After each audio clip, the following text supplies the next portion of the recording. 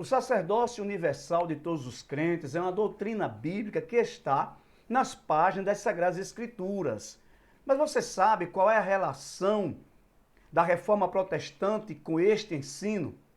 Aliás, você sabe o que significa esta doutrina do sacerdócio de todos os crentes e quais são as implicações dela para a vida de fé do cristão?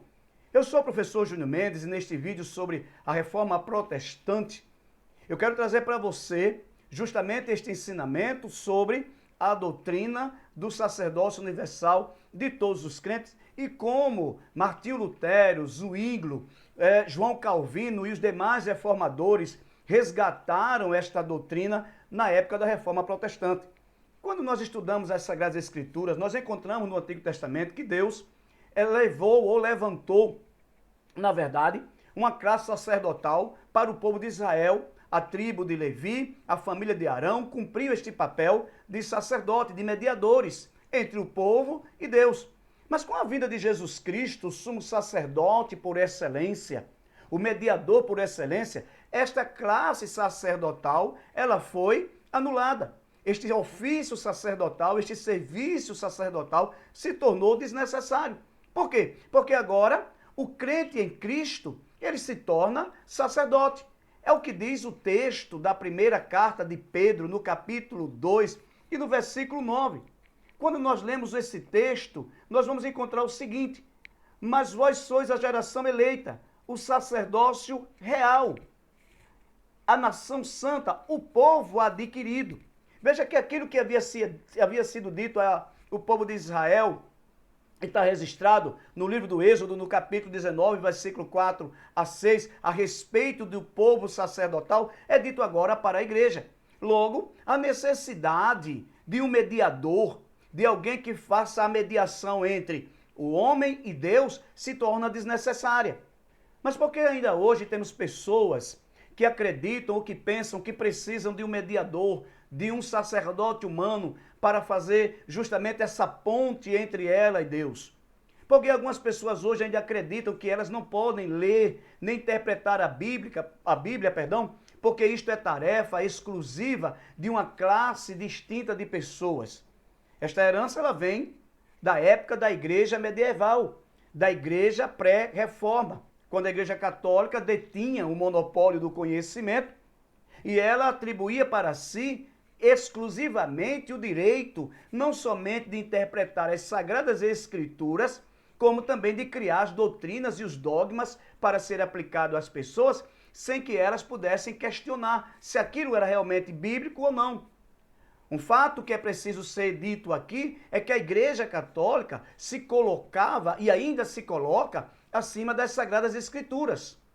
Martinho Lutero e os demais reformadores, insatisfeitos com este monopólio da igreja, insatisfeitos com o ensino de que apenas o clero e o papa detinham o direito divino ou receberam de Deus o direito de interpretar as Sagradas Escrituras e aplicar as suas verdades ao povo, eles começaram a ensinar a doutrina do sacerdócio universal. Na verdade, a doutrina de todos os crentes, do sacerdócio de todos os crentes, à luz das Sagradas Escrituras.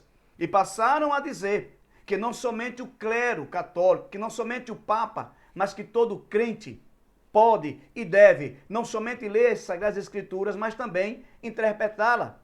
É claro que este ensino de Lutero, com o passar do tempo, ele foi sendo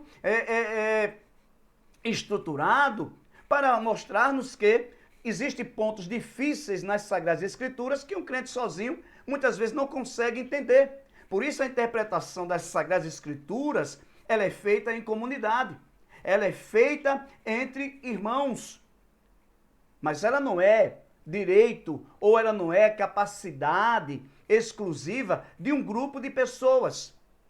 Então, quando nós vamos ler a respeito da Reforma Protestante, a respeito da obra e dos feitos de Martinho Lutero e de outros reformadores, nós vamos encontrar exatamente Lutero combatendo esta hegemonia da igreja e dizendo: todos os crentes que são batizados, eles podem sim se aproximarem de Deus por si mesmo, sem precisar de um mediador. E eles podem sim também interpretar as Sagradas Escrituras e descobrir nela as verdades para a fé cristã. Lendo o escritor, um teólogo anglicano chamado Alistair McGrath, no livro A Revolução Protestante, ele diz o seguinte: Lutero começou sua crítica da igreja expondo um dos grandes temas da reforma e a democratização da fé.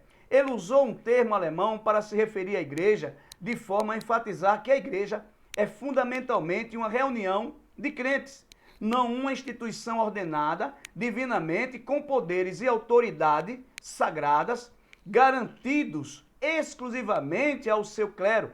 Por causa do batismo, todos os crentes, homens e mulheres, são sacerdotes. O que é que isto está dizendo, ou o que isto significa?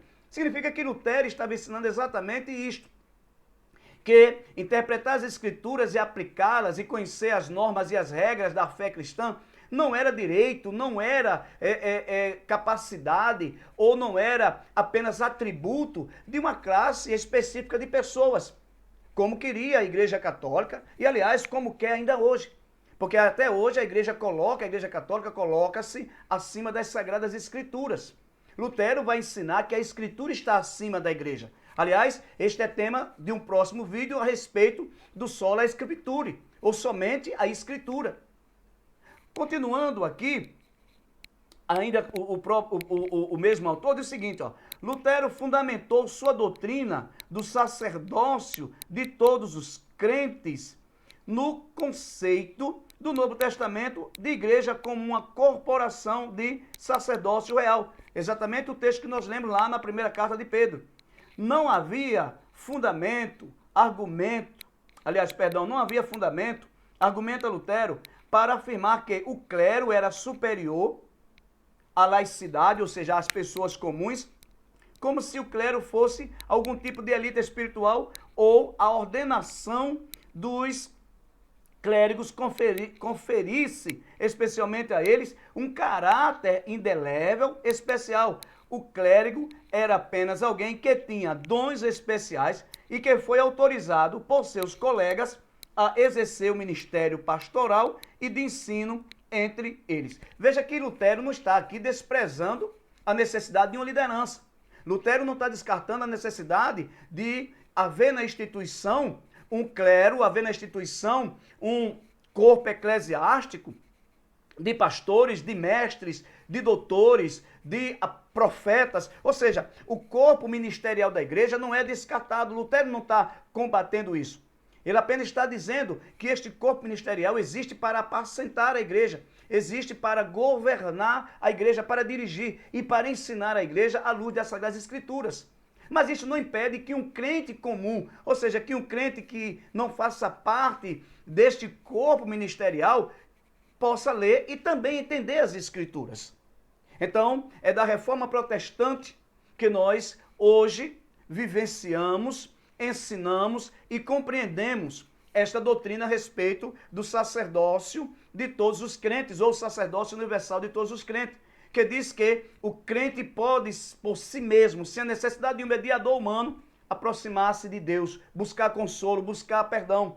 Que ensina que o crente, junto com outros crentes, leem e interpretam as Sagradas Escrituras e tem o direito de rechaçar, de combater, de não aceitar qualquer tipo de ensino, qualquer tipo de doutrina que não esteja de acordo com as palavras registradas na Bíblia Sagrada. A Reforma Protestante coloca as Sagradas Escrituras acima da igreja, porque é dela que advém as normas e as regras de fé para o povo de Deus.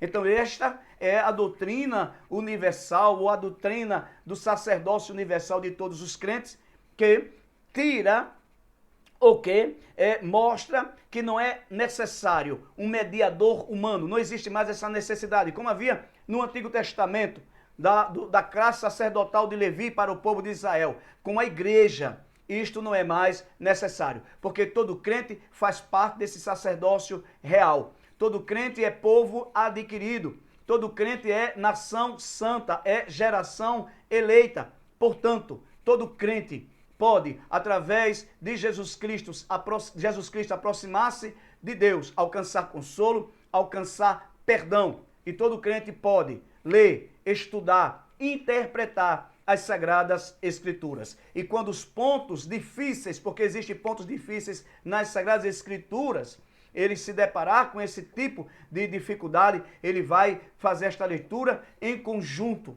Ele vai fazer essa leitura junto com os demais crentes. Ele vai fazer essa leitura junto com o corpo eclesiástico da igreja. E vai observar exatamente aquilo que é tratado e aquilo que é oferecido e aquilo que é ensinado como a doutrina, como a ortodoxia para a igreja de Cristo. Então está aí a explicação sobre como a reforma protestante resgatou a compreensão, o entendimento da doutrina do sacerdócio real de todos os crentes e como isto tem relevância para a vida dos crentes, não somente da época da reforma, mas também de todos os tempos, de todas as épocas. Como Martinho Lutero, o grande reformador, juntamente com os demais reformadores, como Zwinglio, como João Calvino, colocaram a Bíblia acima da instituição da igreja. Ensinavam que é a instituição que se submete à palavra de Deus. Não a palavra de Deus se adequa à instituição ou ao bel prazer de homens que compõem a instituição. Que Deus abençoe você e eu quero pedir que você compartilhe este vídeo, que você curta, que você deixe um comentário. Este é o primeiro vídeo de uma série de vídeos sobre a Reforma Protestante. E eu espero que você tenha gostado deste conteúdo. E se não for inscrito no canal, que você se inscreva e ative o sininho. E Deus te abençoe.